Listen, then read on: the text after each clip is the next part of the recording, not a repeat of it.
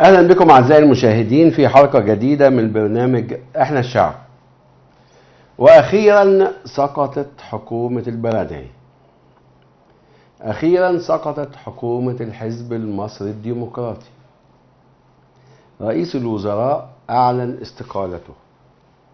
طبعا هذا الاداء المرتعش، رئيس الوزراء عضو الحزب المصري الديمقراطي هو وزياد بهاء الدين، وطبعا المجموعة البلدعوية اللي فيها أكتر من 10 أو 9 من الوزراء اللي اختارهم الدكتور البرادعي، اللي ساب البلد في أحلك أوقاتها وذبح البلد بسكين بارد.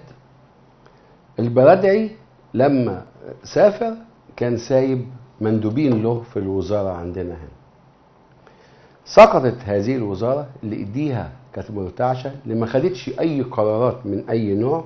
اللي بتقول الببلاوي بيقول لك احنا قدرنا نوقف البلد، لا انت ما قدرتش تعمل حاجة.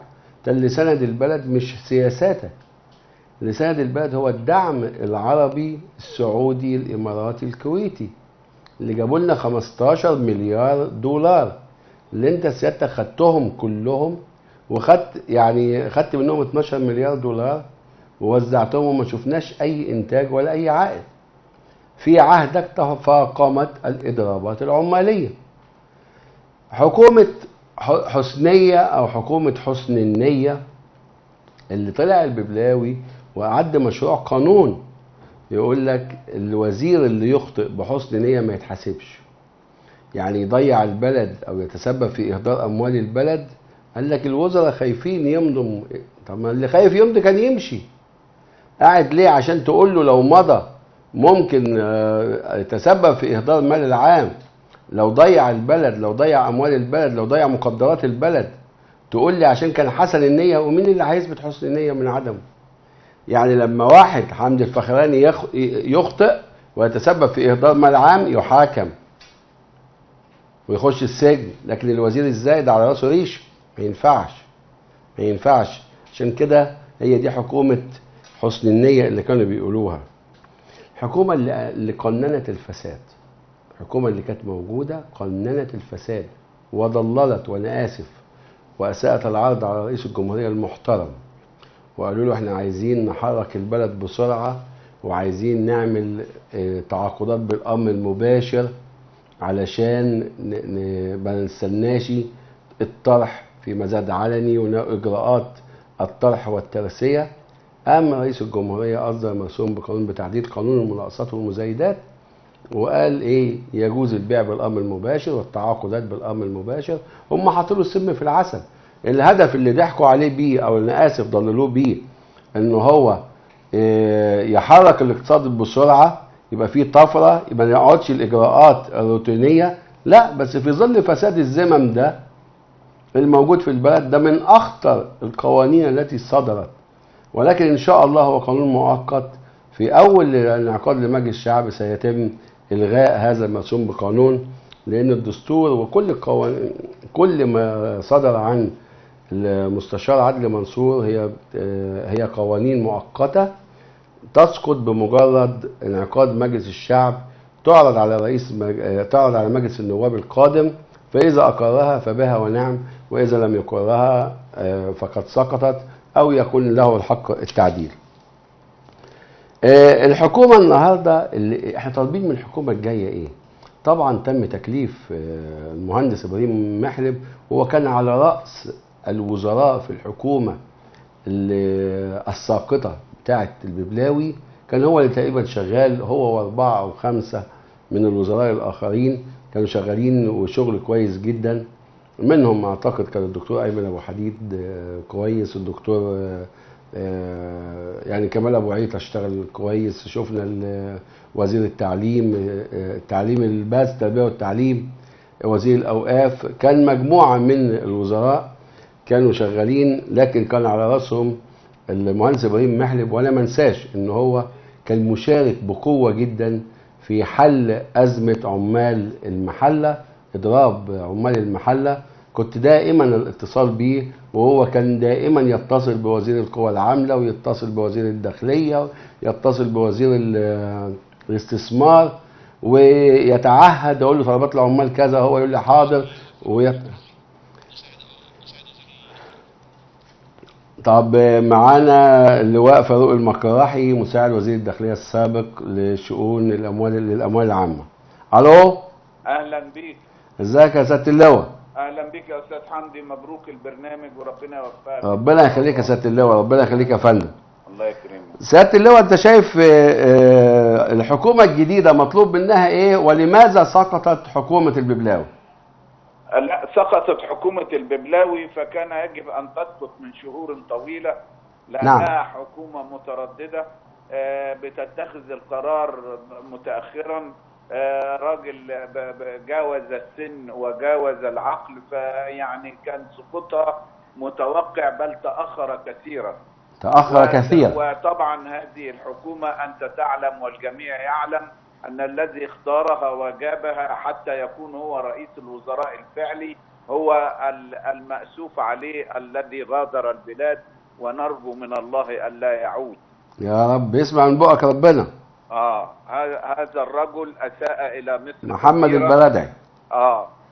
فده بالنسبة للحكومة اللي كان هو اللي اختارها، وهو اللي حط مستشار رئيس الجمهورية، وهو عمل حاجات كتيرة، وللأسف يعني ما حدش كان عايز يعدل ولا يعمل. مستشار رئيس الجمهورية مصطفى حجازي. طبعا. نعم. مظبوط. فالراجل الوزارة دي كان يجب أن ترحل برئيس وزرائها، بنائب رئيس وزرائها، بوزير بحسام عيساها الاجتماعي، بالكلام الفارغ اللي هو كان عامله ده. وزير نعم. تضامن اجتماعي يعمل اللي عمله ده مع الاخوان؟ ده لو اخواني ما يعملش كده، يعني لو اخواني كان هيتكسف يعمل اللي عمله احمد البرعي معاهم.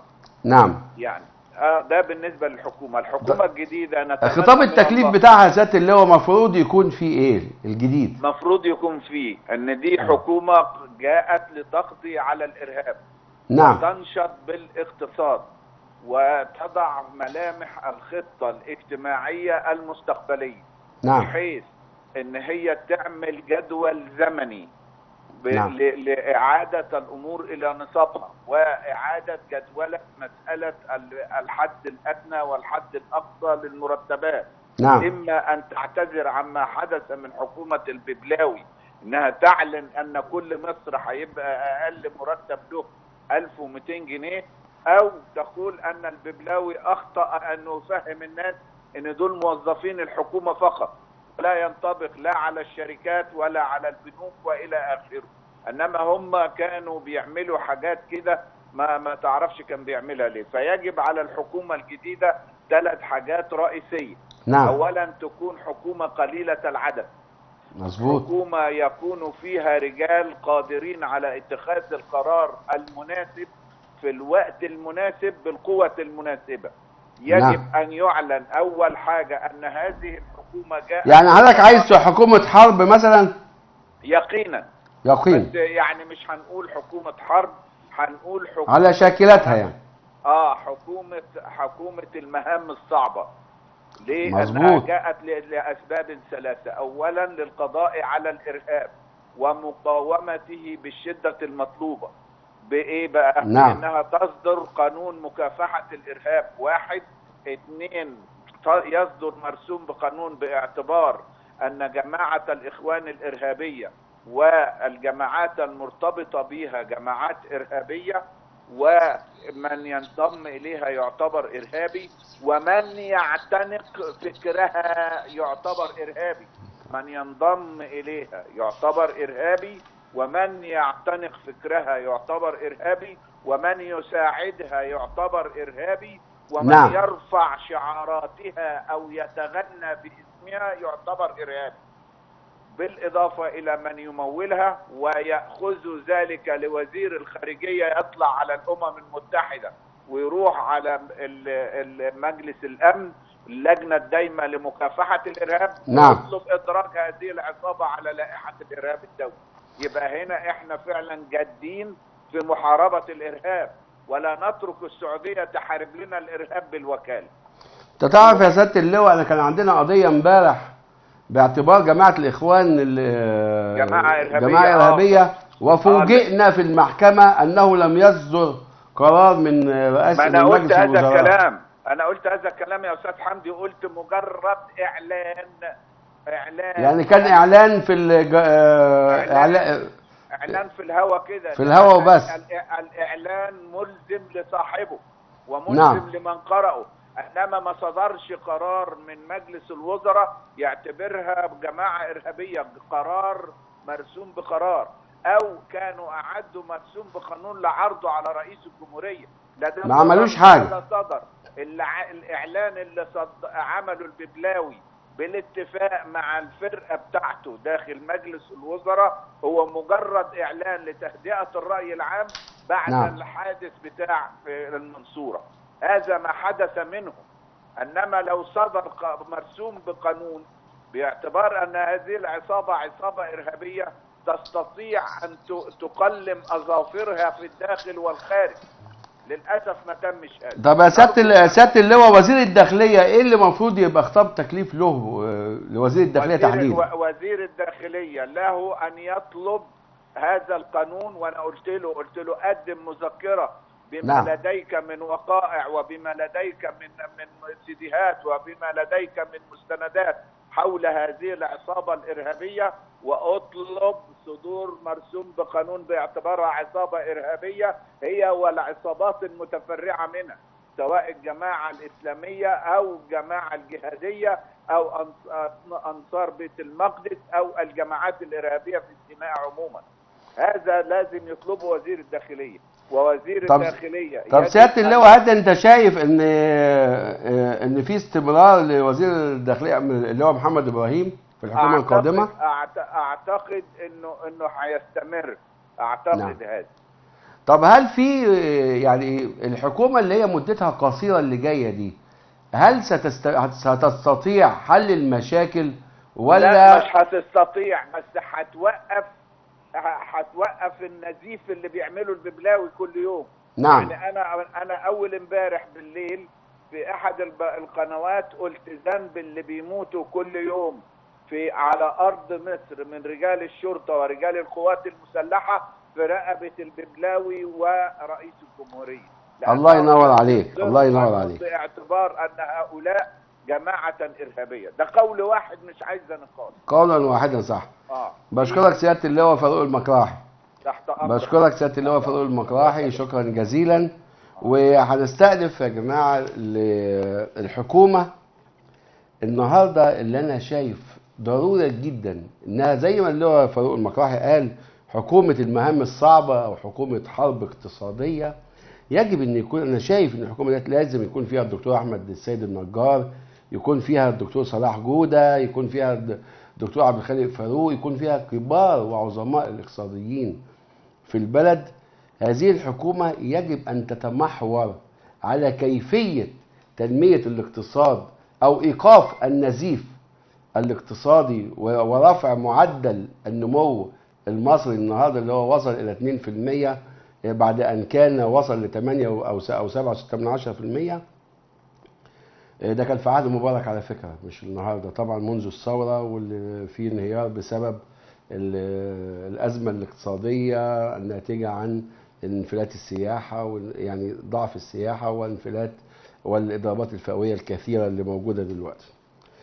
لكن انا عايز اقول ان برضو الحكومه اللي جايه ديت يجب، يعني الدكتور اللي هو فاروق المقراحي بيقول حكومه صغيره، لا انا عايز اضيف لها لازم وزير قطاع الاعمال. شركات قطاع الاعمال اللي هي النهارده تم وضعها الى ضمها للشركات القابضه التي كان الهدف الرئيسي منها او عنوان الشركات القابضه هو خصخصه هذه الشركات والعمل على اخسار هذه الشركات، ان تكون هذه الشركه خاسره علشان يسهل علينا بيعها. هو ده اللي موجود في الشركات القابضه. اقاله كل رؤساء الشركات القابضه اللي عدوا ال 75 سنه كلهم النهارده، اللي عنده 73 واللي عنده 83 واللي عنده 78. هؤلاء يعني فؤاد عبد العليم في الشركه القابضه للغزل والنسيج تولى شركة مصر إشراف. هو طبعا شركة مصر غزل والنسيج إحدى الشركات التي تحت قيادته.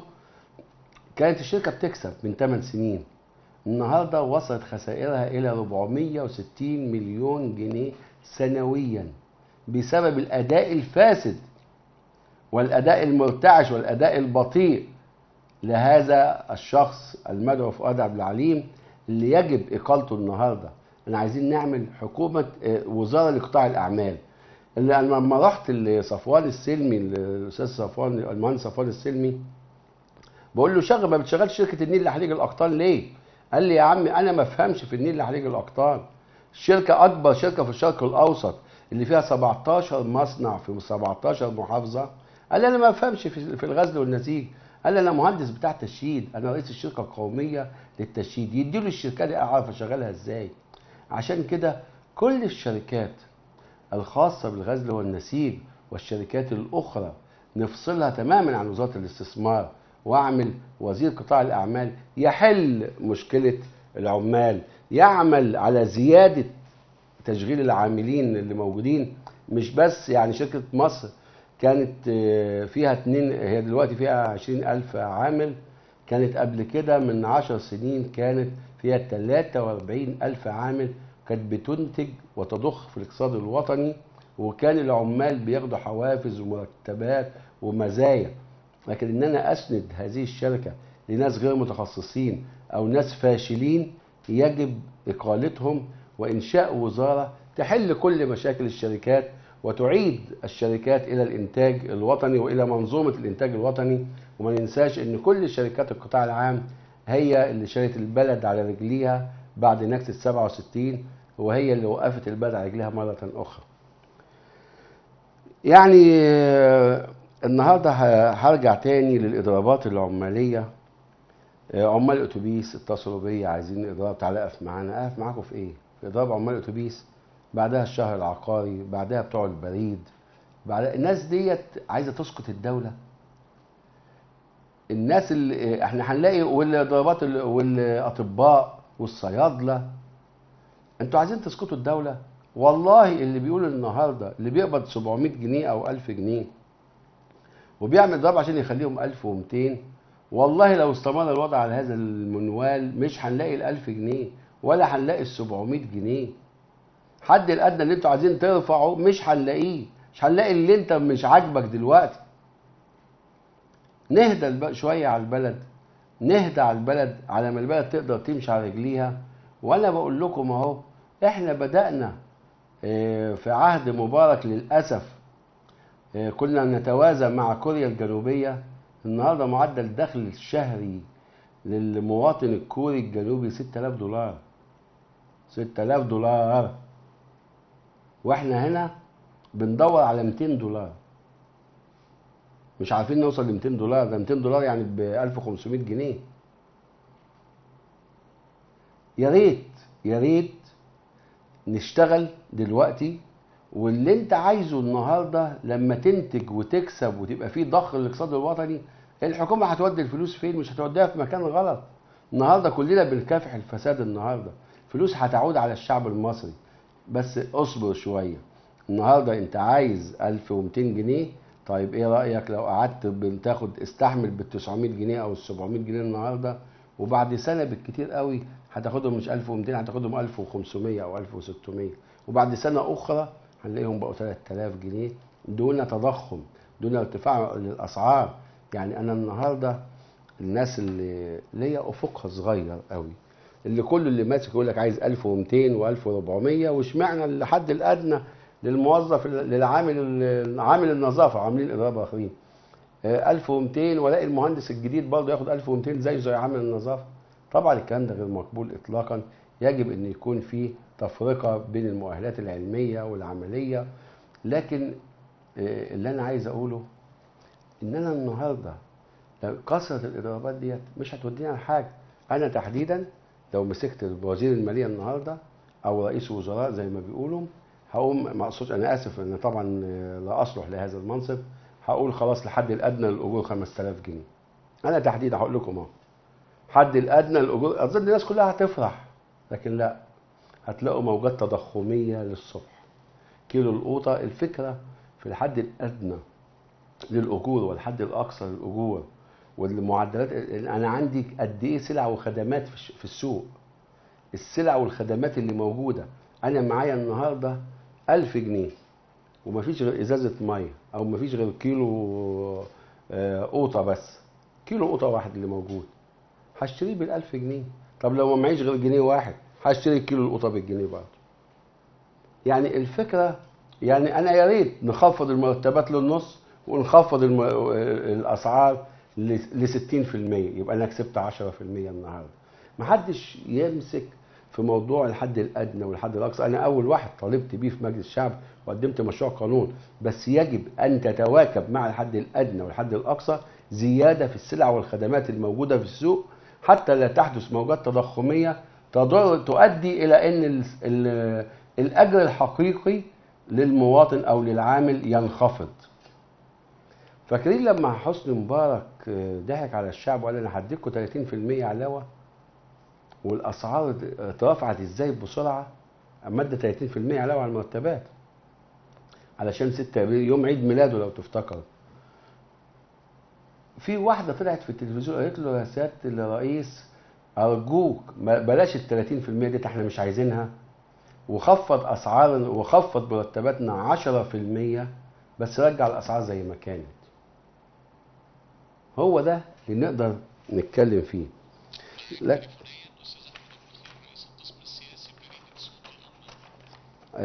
معانا طيب مداخله الاستاذ احمد ابو الخير رئيس القسم السياسي بجريده صوت الامه. الو. الو. ايوه استاذ احمد. استاذ حمدي. ازيك يا فندم، اخبارك ايه؟ الله يبارك فيك يا رب. استاذ احمد، انت عندك معلومات عن كواليس الاستقاله المفاجئه لحكومه الببلاوي اللي احنا كنا بنطلبها؟ ليست باستقاله استاذ حمدي، ليست باستقاله، انها اقاله. لانه كان من المعلوم للجميع ان رئيس الوزراء له زياره معده لها منذ اكثر من اسبوع الى نيجيريا وعدد من الدول الافريقيه ايضا، وكان مدرج انه بعد غد سوف يسافر الى نيجيريا، وبالتالي فهو كان يعد نفسه للسفر وكان معد للسفر، وبالفعل اتخذت اجراءات وهناك وزراء بالفعل لاعداد هذه السفريه. نعم. إذا كان رئيس الوزراء يعني لديه نية مسبقة للاستقالة ما كان تم بأي حال من الأحوال للإعداد لهذه السفرية. ترتيب للزيارات الخارجية. نعم. بالأمس تم استدعاء الدكتور الببلاوي إلى رئاسة الجمهورية، وفوجئ ب يعني شكر رئيس الجمهورية المؤقت له، ومؤكدا له أن هناك العديد من الأزمات بدأت يعني تتصدر في المشهد من احتجاجات عريضة تقريبا لكل مناحي الحياة، سواء إذا كان في الصحة، في البريد، في الضرائب، في الصحة، الشهر العقاري، البريد، الأتوبيسات وغيرها من القطاعات الأخرى. نعم. وهو ده هذا ما دفع هو نجح في دي يا أستاذ، هو نعم. نجح في دي. لا، ما هو كان يزود الإضرابات في مصر. بالظبط، لان هو ادى طموحات اعلى من قدرات الدوله، وهو يعني الحد الادنى للاجور، وقال انه سوف يطبقه في شهر واحد. جاء شهر يناير ولم يطبق شيئا، فبالتالي يعني الناس خرجت تتذمر للمطالبه بتحقيق الحد الادنى للاجور في ظل اساسا ازمه اقتصاديه نحن بنعيشها. فكان نعم. يعني هو رفع سقف الطموحات، وده كان سبب رئيسي من زياده يعني الاحتجاجات الفئويه في الفتره الاخيره. هناك خلال الساعات الاخيره نعم. تم الاتصال بالفعل والتشاور مع عدد من الشخصيات لتولي الحقائب الوزاريه، مثل الدكتور عبد الحميد أباظة وكيل اول وزاره الصحه، تم الاتصال به والتشاور معه في هذا الشان. هيحل محل الدكتوره مها رباط. بالظبط. هو افضل فعلا، لان الدكتوره مها رباط ما كانتش بتعمل اي حاجه في الوزاره غير افتعال المشاكل فقط لا غير. يعني في مشاكل كثيره طبعا، شفنا ازمات الاطباء، نعم. ازمات نقابه الصيادله، وايضا الاضراب الذي تم، وان كان هناك يعني. والدكتور عبد الحميد أباظة بيتمتع بحب كل الموظفين والاطباء على فكره يعني. بالضبط. وهناك شخصيه عسكريه سوف تتولي وزاره الاسكان، فضلا على ان هناك ايضا انباء تتردد ان هناك عدد من الشخصيات مرشحه لتولي وزاره الداخليه في اشاره واضحه بتغيير اللواء محمد ابراهيم. كما ان هناك ايضا اشارات ان وزير العدل ايضا سوف يتم تغييره حسب تم الاتصال. هل دي تكهنات ولا معلومات يا في معلومات يا فندم، في اتصالات بالفعل تمت مع عدد من الشخصيات. انت عارف ان الحقائب الوظيفيه عندنا لا بيتم اتصال باكثر. طب لماذا سيتم اقاله وزير الداخليه؟ نعم؟ لماذا سيتم اقاله وزير الداخليه؟ يعني وزير الداخليه في الفتره الاخيره حجم الاغتيالات الذي بيتم يعني لصف الضباط والضباط، فضلا الى تكرار عدد من العمليات الارهابيه كان فيها في الاساس خطا امني فادح، نعم. ما حدث مع مديريه امن القاهره والفيديوهات التي تم تسريبها تاكد ان هناك يعني خلل امني قصور في عمليات التامين وقصور امني شديد فيما يتعلق ب يعني تامين المناطق الحيويه. وده يعني بيدفع التفكير ب يعني دم جديد. طب عندك معلومات عن مين تاني يعني في الوزارات جاري او مين الوزراء اللي هيظلوا في الوزاره؟ الوزراء اللي هيظلوا في الوزاره السياحه، وايضا نظرا لما حققه من يعني تغيير درجه التحذير في العديد من الدول والنشاط ما مارسه هشام زعزوع خلال الفتره السابقه. نعم. ايضا سوف يتم الابقاء على عدد من الحقائب الوزاريه فيما يتعلق بوزاره الخارجيه. طبعا لنجاح وزير الخارجيه نبيل فهمي لا بيشتغل كويس قوي. يعني هناك، لكن وزير التعليم سوف يتم تغييره، وزير الرياضه ايضا سوف يتم تغييره، وهناك انباء حول انه سوف يتم دمج وزاره الرياضه مع الشباب. يجب. في كل الاحوال نحن امام يعني مجلس وزراء مؤقت، لا يعني حكومه لا وزاره حرب طول عمرها عن 6 اشهر حال من الاحوال.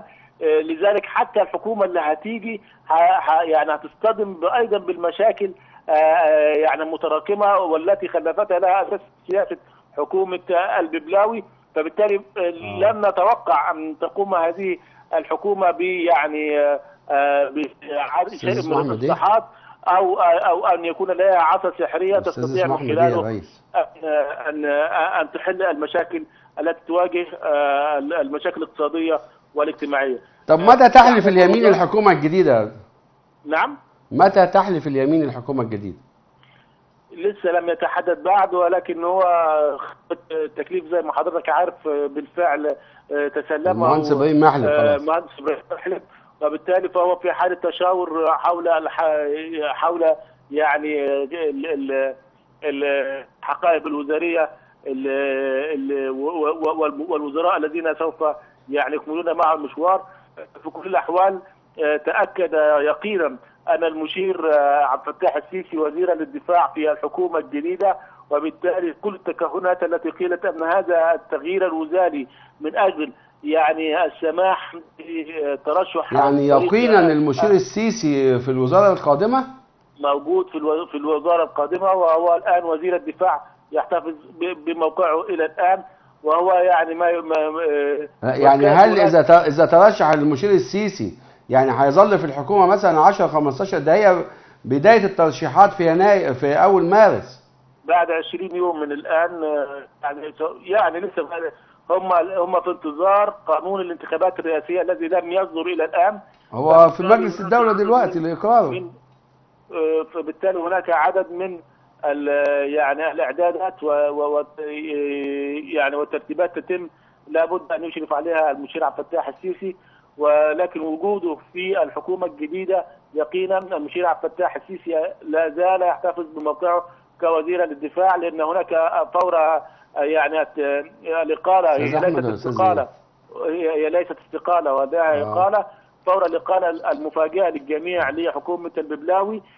تكهن الجميع بان هذه يعني اشاره واضحه لان المشير عبد الفتاح السيسي لن يكون وزيرا للدفاع وانه سوف يعد نفسه للانتخابات الرئاسيه، ولكن تاكد يقينا ان المشير عبد الفتاح السيسي هو وزير الدفاع في حكومه ابراهيم محلب. بشكرك الأستاذ أحمد أبو الخير رئيس القسم السياسي بجريدة صوت الأمة.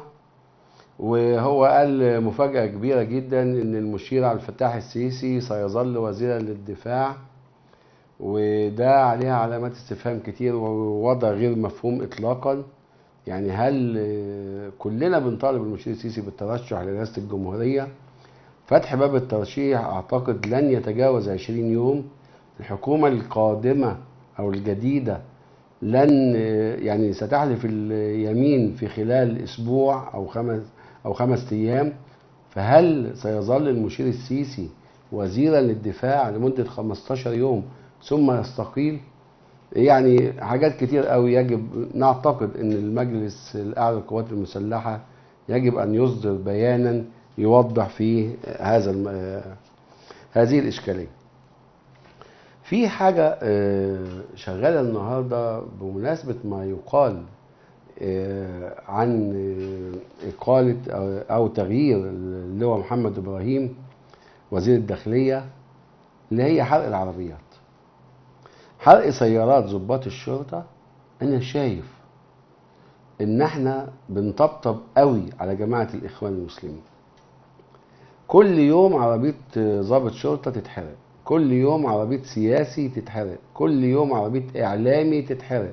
شفنا أول أمس كانوا بيحاولوا يحرقوا عربية الأستاذ أحمد موسى رئيس يعني مقدم برنامج الشعب يريد في قناة التحرير، ولكن يعني اللي كان بيحرقها كان أحول، فدخل على عربية تانية أو كانت عربية جاره شبيهة له قوي، فتم إحراق سيارة أحد جيرانه.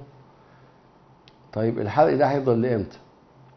ودول اللي بيحرقوا دول ممكن نص رتل بنزين ويرميه على فردة كاوتش عربية وتحت التانك وعقب سجارة ويحرق والموضوع خلص. أنا عايز أقول الدين بتاعنا بيقول إيه في هذا الموضوع.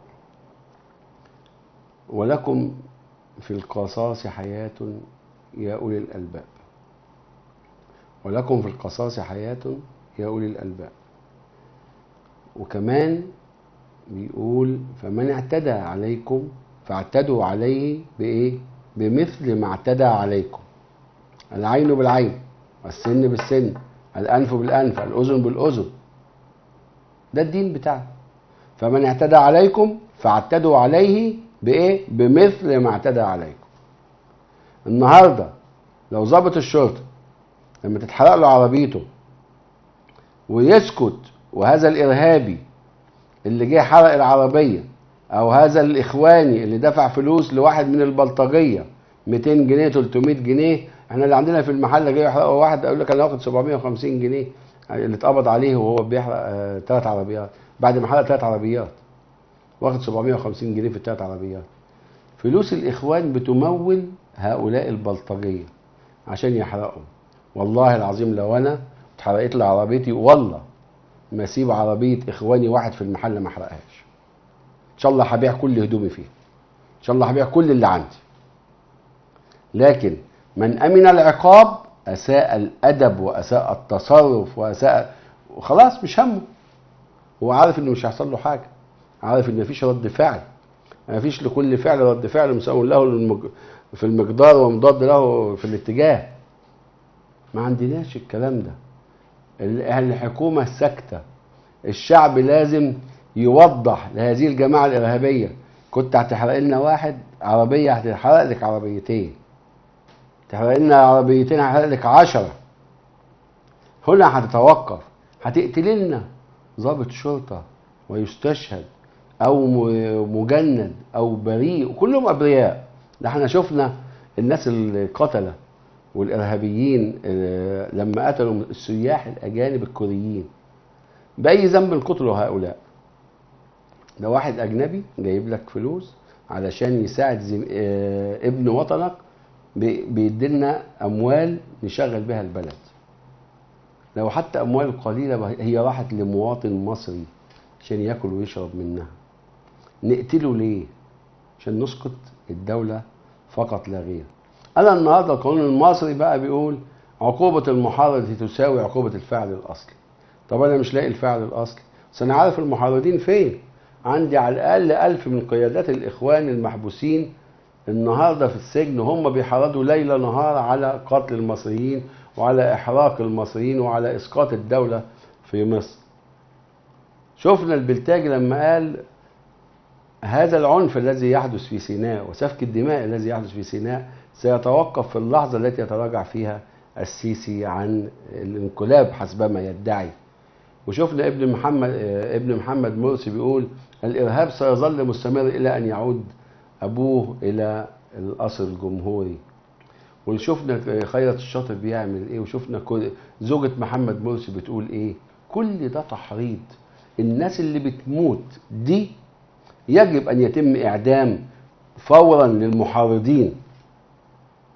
لو مات شهيد النهارده من الشرطة وأعدم تاني يوم أو تالت يوم بمحاكمة عسكرية سريعة، الناس المحارضين دول والله هتوقف هذا القتل وهذا الإرهاب فورا. لكن كانت الحكومة بتاعتنا لحد النهارده لم تصدر قرار باعتبار جماعة الإخوان جماعة إرهابية، وأن التصريح اللي قام به الببلاوي كان تصريح للإعلام فقط. لم يصدر. كان عندنا المحكمة امبارح قالوا فين القرار اللي طلعته الدولة باعتبار الجماعة جماعة إرهابية. كمان كان عندنا القضية بتاعت يوسف القرضاوي، عايز أعيدها تاني وأقولها تاني. قضية يوسف القرضاوي اللي الحكومة صدمتنا في ردها في الدعوة، ردها عليا بتقول هو حمدي الفخراني صفته ايه ومصلحته ايه عشان عايز يسقط الجنسية عن يوسف القرضاوي. وقالت كمان ان هذا المادة 10 من قانون الجنسية اعطت حق اسقاط الجنسية في 4 حالات، اللي هي اولها التجنس بجنسية دولة اخرى او التجسس او الارهاب او التحريض على الوطن، كلها تنطبق على يوسف القرضاوي. ولكن الظاهر منها هو أنه له جنسية دولة أخرى. ده شرط، قالوا إن ده شرط جوازي لرئيس الوزراء، إن هو إن شاء أعمله إن لم يشأ لم يعمل. يعني رئيس الوزراء من حقه يسقط الجنسية طبقا لقانون الجنسية اللي عندنا. يعني إحنا ما نقدرش نسقط جنسية عن محمد مرسي لأنه ملوش جنسية تانية. ما نقدرش نسقط جنسية مثلا عن محمد بديع، ملوش جنسية تانية. لكن القرضاوي له جنسية قطرية. سيبنا من أي حاجة تانية خالص، التحريض والقتل، وإن يقولوا أنت صفتك إيه ومصلحتك إيه. يا جماعة ده بيحرض الناتو علينا، ده بيحرض الجيوش الأجنبية على ضرب الجيش المصري وعلى ضرب الشعب المصري، مش الجيش بس. هو الناتو لما راح ضرب ليبيا مش قتل كتير قوي من الأبرياء في ليبيا؟ والنهارده القتل كتير جدا للأبرياء في سوريا سواء من الطرفين. هذا مفتي الدم، ومع ذلك حكومة الببلاوي رفضت إسقاط الجنسية عنه وبتدافع عنه في المحكمة. يا ريت تبقوا تيجوا تشوفوا رد الحكومة بيقول إيه. بالمناسبة أنا بناشد المشير عبد الفتاح السيسي، وبناشد رئيس الجمهورية المستشار عدلي منصور. يا ريت عندنا أخت الإعلامي المبجل أحمد منصور مذيع قناة الخنزير، هذا الإخواني، أخته في السجن مش عشان إخوانية، لا عشان هي ضد الإخوان. أخته شقيقته في السجن النهاردة في سجن سمنود علشان مدينة ب19,000 جنيه فقط لا غير. وأخوها لأنها ما هياش إخوانية رفض يدفع لها الدين بتاعها جوه سجن سمنود. وده الإفراج عن الغارمات في السجون. وأنا النهاردة لما قلت الواقعة ديت، السيدة اسمها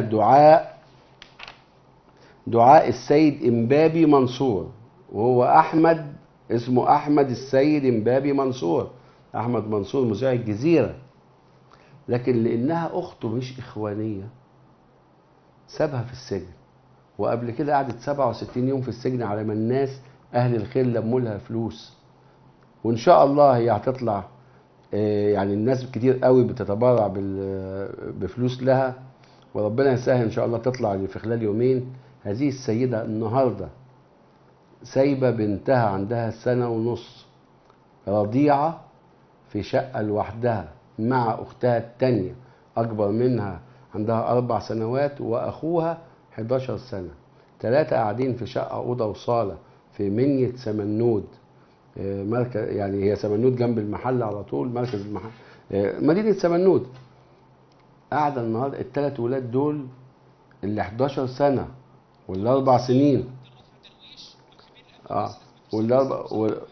والاربع الناس اللي موجوده دي، الست ديت يجب بسرعه نطلعها من السجن عشان تلحق ولادها اللي ما لهمش والله ما لهم اي اهل خالص. معانا اللواء عبد الرافع درويش، رئيس حزب فرسان مصر. الو، السلام عليكم ورحمه الله. استاذ ازيك يا سياده اللواء؟ ازيك يا حبيبي، ربنا يخليك. اخبارك ايه يا سياده اللواء؟ والله اخبارنا زي الفل الحمد لله، والحزب ماشي زي الفل الحمد لله. انت شايف ايه يا سياده اللواء في التشكيل الوزاري، ولماذا تم اقاله حازم الببلاوي؟ هو المفروض احنا اتكلمنا من 4 اشهر يا استاذ حمدي في هذا الموضوع، وقلت هذا الرجل، كنا في الشتاء، فقلت هذا الرجل يعني يروح يتدفى في البطانيه هو ووزارته ويناموا، لان دول ما لهمش قرارات. نعم. البلد عايزه 2 زي ما بقول، بصرخ دلوقتي بقالي 6 اشهر بقول البلد عايزه 2، جمال عبد الناصر وفريد شوقي. جمال عبد الناصر ياخد قرارات وفريد شوقي ينزل يضرب البلطجيه اللي في الشارع دول. صح. اللي هو وزير داخليه قوي، ده المطلوب. نعم. في هذا الوقت. انما النهارده علشان احنا نبقى دوله رد الفعل يبقى احنا دوله ضعيفه. نعم. احنا المفروض دوله الفعل وليس رد الفعل. نعم. النهارده اما حماس تعلن الحرب علينا وتطلع بالعربيات التركي ال4x4 البيضاء وعليها بادج الاخوان المسلمين ورافعين الرايه السوداء ويقولوا هنموت الجيش المصري وهنقتل الجيش المصري، ده مش اعلان حاله حرب؟ مفروض. طيب احنا ايه اللي خدناه؟ المفروض من دول احنا عندنا حرب حاجه اسمها، احنا رفضنا نعلن ان جماعه الاخوان جماعه ارهابيه او حماس جماعه ارهابيه حتى الان. طبعا دلوقتي غير كده، انا ما بتكلمش على انها جماعه ارهابيه ولا مش جماعه ارهابيه، دي اعلنوا حرب علينا. نعم. فالمفروض في حاجه اسمها الحرب اللي هي معلوماتيه ومخابراتيه، يعني حرب المعلومات والمخابرات. نعم. يدوروا على الناس دي يشوفوهم فين، والناس دي نروح لها عندها نقتلهم هناك قبل ما يقتلوا ولادنا. مفروض يا سياده اللواء والله. خلاص الموضوع خلص، يبقى لازم نقتلهم قبل ما يقتلوا ولادنا، انما ما نستناش لما يقتلوا ولادنا وبعدين يبقى لينا رد الفعل. احنا عاوزين وما بنعملش حاجه، يا ريتهم بيقتلوا ولادنا وبنرد، احنا ما بنردش، بنسكت. ما انا بقول لحضرتك وبنقول تفعيل القانون ودوله القانون. ما فيش حاجه اسمها دوله القانون في زمن الحرب، احنا دلوقتي في حاله حرب، فيعلن رئيس الجمهوريه عندنا خريطه طريق نقولها. نعم. مش خريطه طريق سياسيه بره، لا طريقه خريطه سياسيه داخليه. الضيوف ما وصلوش لسه. اول حاجه ان احنا نقول سيد يعلن السيد رئيس الجمهوريه المؤقت عدلي منصور ان احنا في حاله حرب. نمره 2 تشكل حكومه حرب. الضيوف نمره 3 يكون وزير الداخليه قادر بمعداته اللي لازم نمده بيها، لان ما ينفعش واحد يبقى معاه بطبنجه قدام واحد معاه RPG. لازم تطوير الاسلحه بتاعت الشرطه. لا. لازم يعاد التدريب بالنسبه لبتوع الشرطه على اعلى مستوى علشان يقدروا يواجهوا هذا الارهاب. نعم. واي مصدر للارهاب نضربه في منبعه قبل ان يستفحل وقبل ان يظهر. وده لازم يتعمل. مساعده الجيش هنا دي حاجه اسمها مساعده الجيش، انما دي حرب بتاعت وزاره الداخليه مش بتاعت حد. نعم. ده اللي انا بقوله. انما دلوقتي بالنسبه للحكومه الجديده ناس كتير بتقول ان هي هتيجي لمدة أيام لمدة شهر. نعم. النبي عليه الصلاة والسلام قال ما معناه إذا رأى أحدكم القيامة وفي يده فسيلة فليغرسها. نعم. أنت شايف القيامة هتقوم اغرس الفسيلة اللي في إيدك ابني. فالحكومة اللي جاية أيا كان لو جاي يوم واحد لازم ياخد قرارات، وإحنا عندنا بتنقصنا كلمة واحدة. سيادة اللواء كلمة الإرادة. سيادة اللواء بدلت الحروف هتبقى الإدارة. هو ده اللي ينقص مصر. عبد الرافع بيه دلوقتي الدين بتاعنا بيقول ولكم في القصاص حياة يا أولي الألباب، العين فمن اعتدى عليكم فاعتدوا عليه بمثل ما اعتدى عليكم. صدق الله العظيم. صدق الله العظيم. انت شايف العين بالعين والسن بالسن والأذن بالأذن، انت شايف ازاي نوقف موضوع حرق السيارات اللي اشتغلت فيه جماعة الكلام ده يا فندم بحاجة اسمها العدالة الانتقالية. نعم. العدالة الانتقالية اللي احنا فيها دلوقتي في المرحلة الانتقالية لابد ان يحاكم كل من تلوثت ايديه بدم او بفساد ايا كان مين هو. نعم. رئيس جمهوريه، وزير، رئيس وزراء، ايا كان. عداله ناجزه يا سياده اللواء. عداله، لا العداله الاول العداله الانتقاليه. نعم. والعداله الناجزه هنا مطلوبه في الوجه الاخر، اللي هي انت دلوقتي جه اتهام لاي حد، يؤخذ هذا الاتهام ماخذ الجد، يحقق فيه في خلال فتره وجيزه، بحيث اذا كان متهم وثبتوا الادانه يحاكم وفورا، عشان الشعب يشوف ان في قصاص عادل وفي قصاص ناجز. انما النهارده بقى لنا 3 سنين ونلاقي كله براءات. طيب ما دلوقتي اي واحد بقى خلاص بيتشجع انه يضرب اي حد ويقتل اي حد وخلاص، ما هيطلع براءه في الاخر. نعم. ما ينفعش العيال داخله في جامعه، جايين من مدرسه عبود الزمر من كرداسه وناهيه، وداخلين على الجامعه. ايه اللي دخلهم الجامعه دول؟ ما فيش وزير يقدر يقول لا ما تدخلوش الشرطه علشان تسيطر. ما احنا كان عندنا وزير حسام عيسى كان بيقول لك على جثتي دخول الشرطه للجامعات، وهو اللي تسبب في كل هذا الانفلات في الجامعه. الراجل اللي كان عاوز يمسك رئيس جمهوريه يبقى اسمها جمهوريه ايه بقى ان شاء الله؟ جمهوريه الطبطبه الوطنيه ولا جمهوريه ايه بقى؟ ولا جمهوريه اقول ايه؟ الخزي والعار اذا كان مسكها حسام عيسى يعني. بس انما احنا يعني بنحترم الجمهور، لكن ليها معاني كتيره قوي. عيب. نعم. احنا دولة مصر الكبرى العظمى، اللي يستطيع ان يدفع مهر هذه الدولة يتفضل يجي علشان يركب الكرسي، ونقول له متشكرين لانك هتقدر تدفع مهرها تخادم لكل واحد في مصر. سيادة اللواء ازاي نقضي على الارهاب، وايه المطلوب من وزير الداخلية القادم علشان نقضي على الارهاب اللي موجود ده؟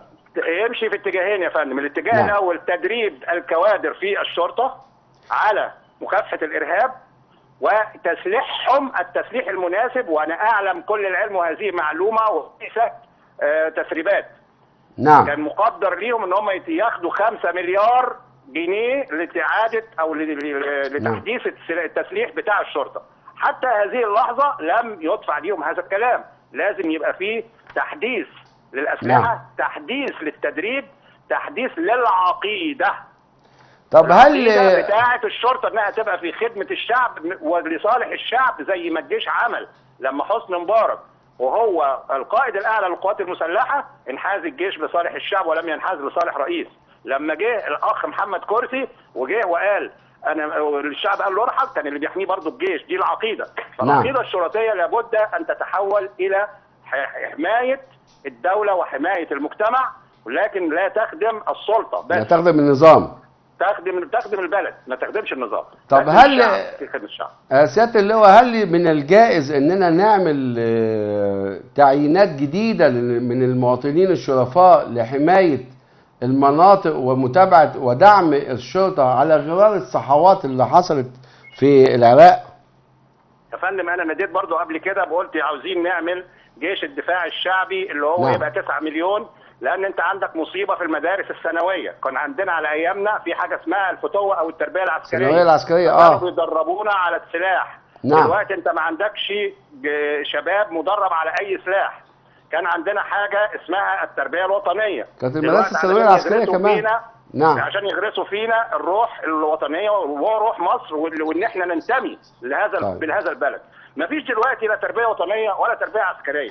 انا بأنادي باعاده كل اللي تسربوا من التجنيد بحكم القضيه اللي احنا فيها، اللي هي عمليه كامب ديفيد ويعني اللي هي تخفيض عدد قوات الجيش المصري. العدد بتاع الجيش نتغلب عليه بان احنا نعمل جيش الدفاع الشعبي وليكن 9 مليون شاب يتدربوا على السلاح، علشان امريكا لو يعني جالها في دماغها خلل وقالت هنحارب مصر او هنضرب مصر، هيلاقوا نفسهم هنا قدام شباب جاهز ان هو يقابلهم وياخدهم تحت رجليه. ما ينفعش ان احنا نبقى زي العراق ولا نبقى زي اليمن ولا نبقى زي لا ان شاء الله مصر تحمل الجميع ان شاء الله. ان شاء الله. بشكرك سياده اللواء عبد الرافع درويش رئيس حزب فرسان مصر، شكرا جزيلا. اعزائي المشاهدين هنطلع فاصل ونعود ان شاء الله. اهلا بكم من جديد، وهنستكمل. طبعا النهارده هنفتح مداخلات كتير قوي علشان توقعات الحكومه الجديده، وهحطوا لنا يا جماعه التليفون بتاع المواطنين، تليفون الاتصالات، علشان المواطنين يقولوا لنا هم شايفين الوزير مين اللي يجي، عايزين ايه من الحكومه الجديده وتوقعاتها. ويا ريت كل المواطنين اللي سامعيننا دلوقتي يعملوا مداخلات عشان يقولوا لنا هم عايزين ايه من الحكومه الجديده ويتوقعوا من الوزير من رئيس الوزراء بقى المكلف المهندس ابراهيم محلب توقعوا من حكومته ايه. النهارده برضو امبارح رد المحكمه في قضيه تخابر مرسي مره تانية.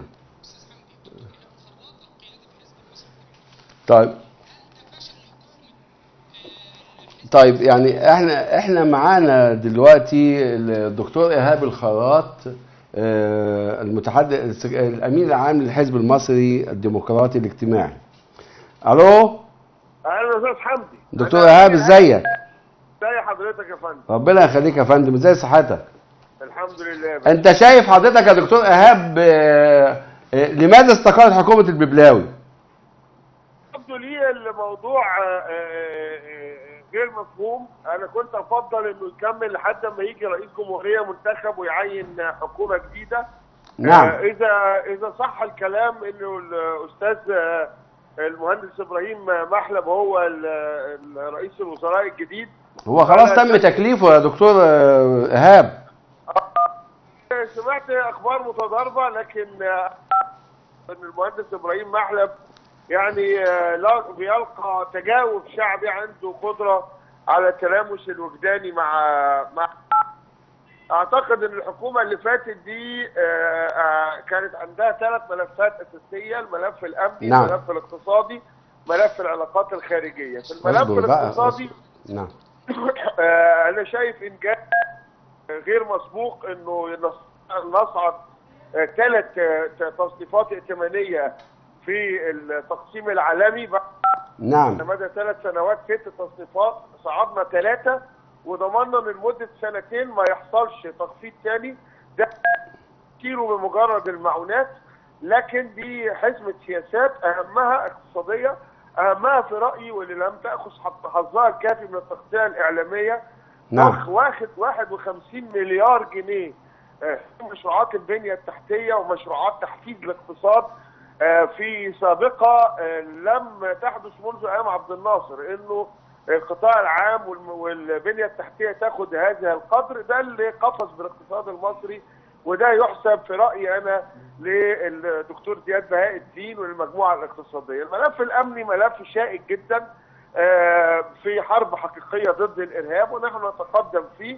ملف العلاقات الخارجيه ايضا تقدمنا فيه. يحسب له ازاي يا دكتور ايهاب؟ يحسب لزياد بهاء الدين ازاي واحنا شايفين ان احنا خدنا 15 مليار دولار من السعوديه والكويت والامارات، ومع ذلك الاحتياطي النقدي النهارده 17 مليار دولار فقط لا غير، يعني ما زادش الا ب 3 مليار دولار بعد مرسي.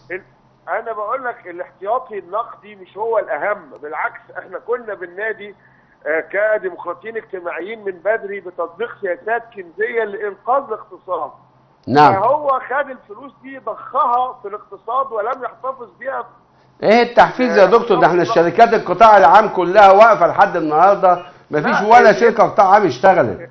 هنا بقى المشكله حفزت ازاي؟ اللي حصلت، استنى بقى هقول لك. المشكله الاساسيه اللي حصلت اخيرا هو في المفاوضات مع عمال غزل المحله. نعم. لكن انا معلوماتي انه في على الاقل 200 شركه ومصنع كانوا قافلين اشتغلوا، وفي مئات اخرين على وشك ان هم يشتغلوا.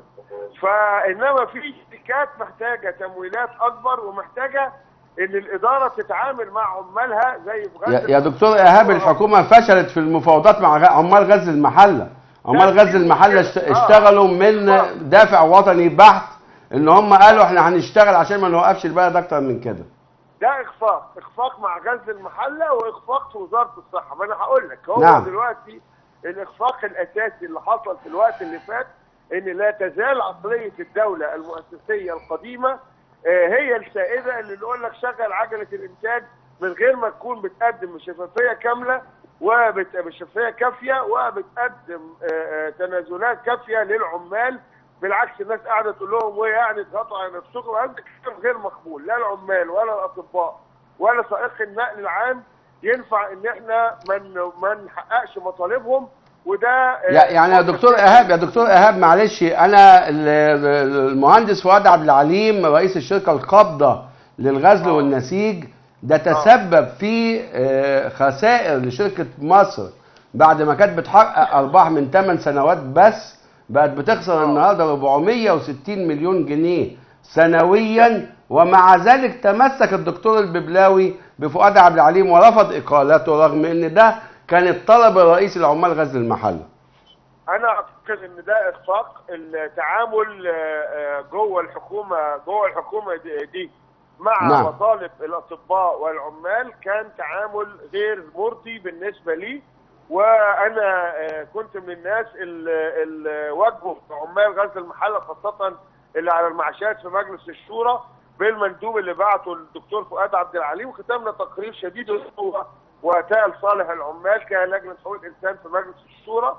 انا مش فاهم ايه التوازنات اللي جوه الوزاره، ايه اللي خلت الوزاره لا مطالب العمال والاطباء وسائقي هيئه النقل العام.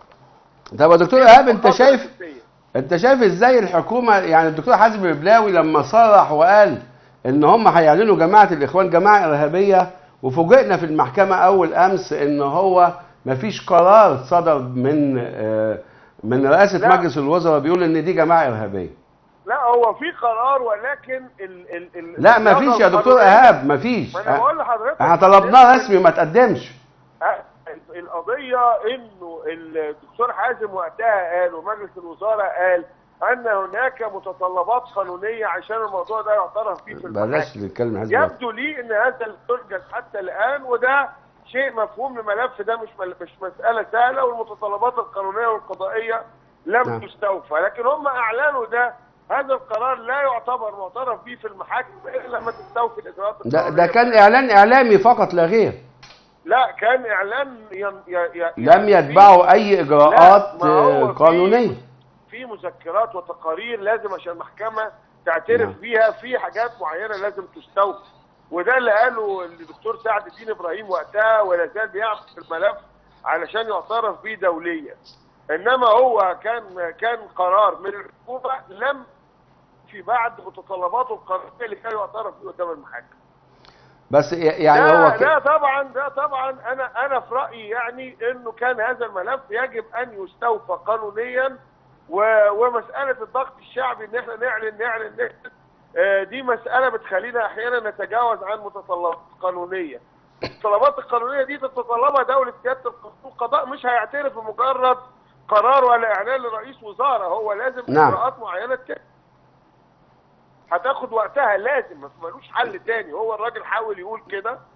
لا كان على الاقل يا دكتور ايهاب، احنا كان عندنا اول امس قضيتين، كانت قضيه يوسف اسقاط الجنسيه عن يوسف القرضاوي، وقضيه اعلان جماعه الاخوان جماعه ارهابيه. فوجئنا بالحكومه تصطف الى جانب الاخوان مش الى جانب الشعب.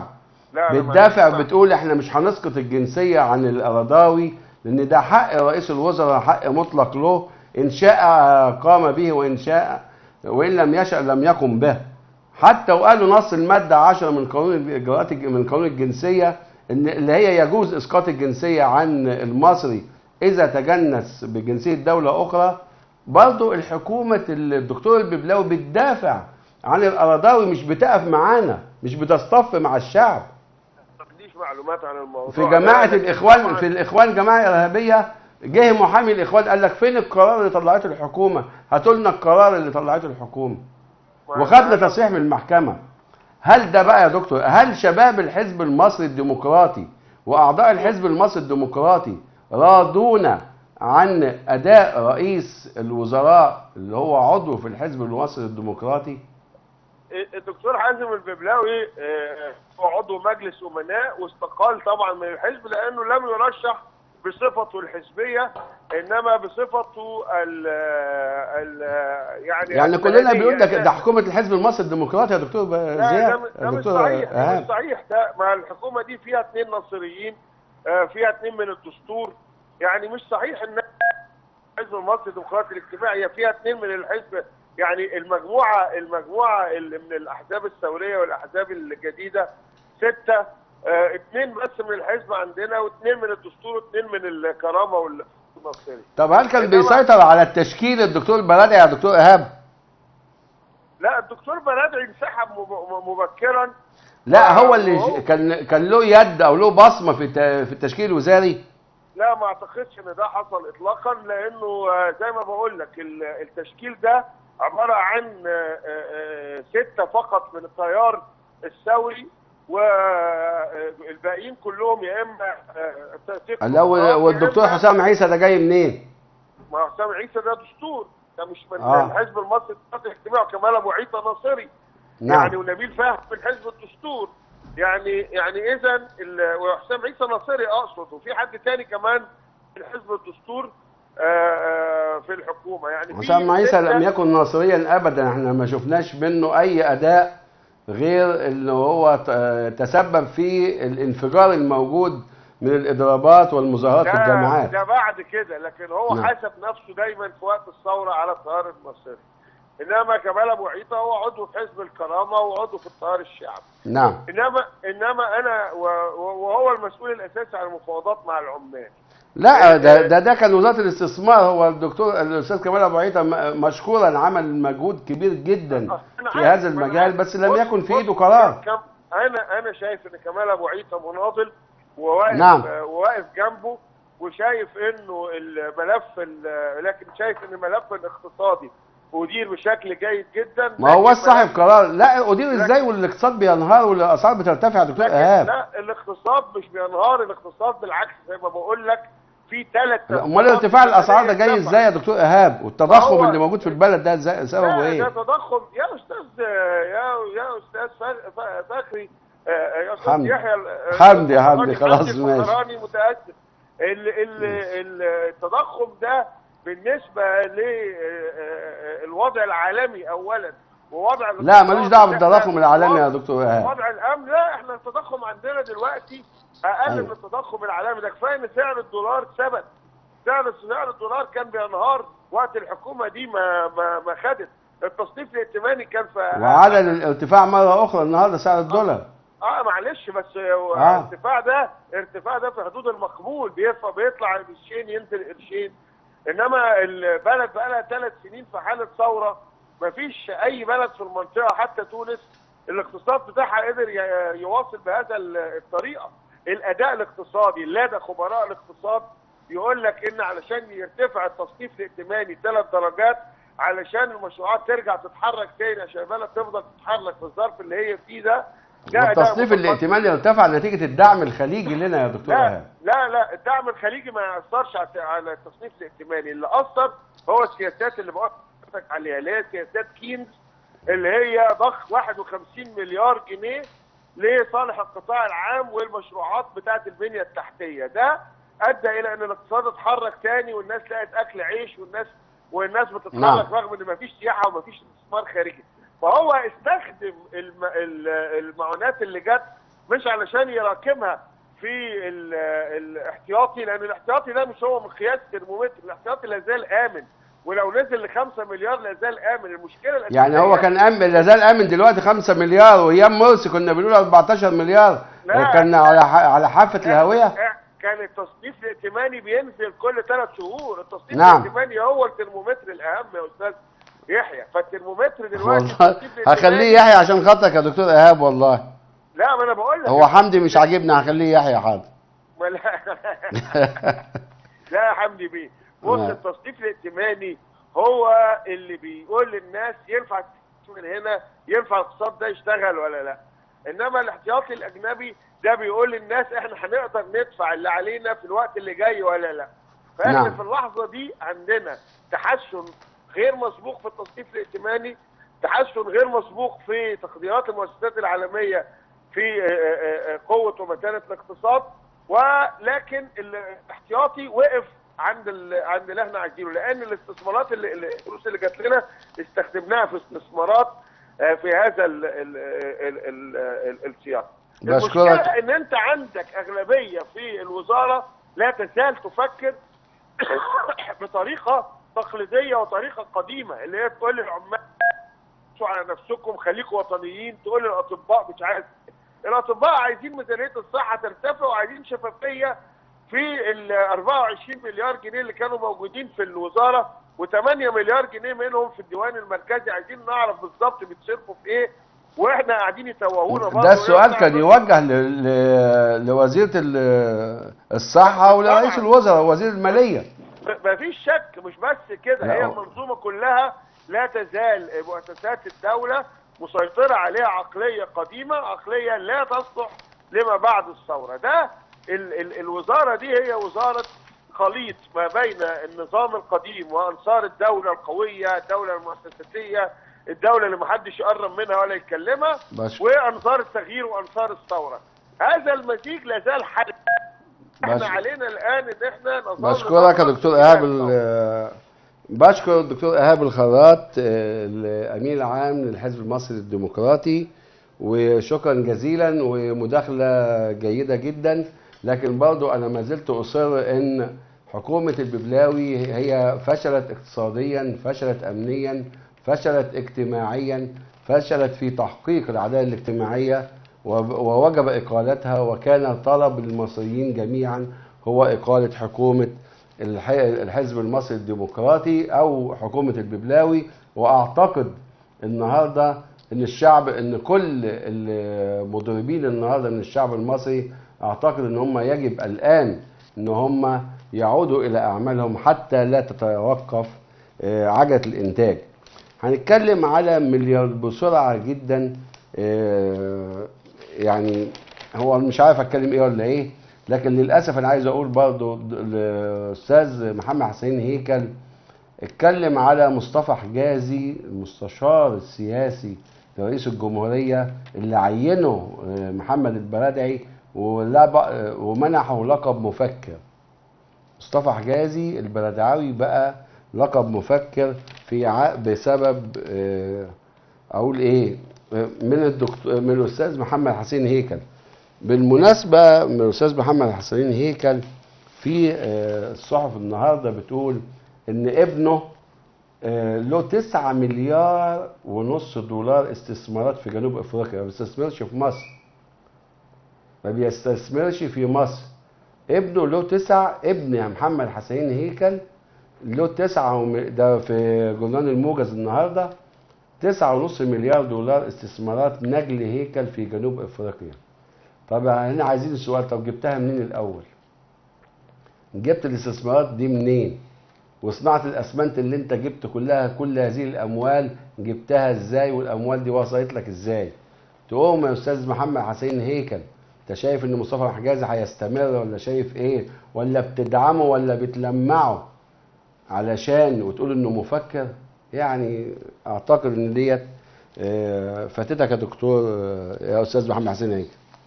هتكلم بسرعه جدا على مليارات السلفيين، المليارديرات السلفيين واموالهم اللي جابوها منين. عايزين نفتح الملف ده.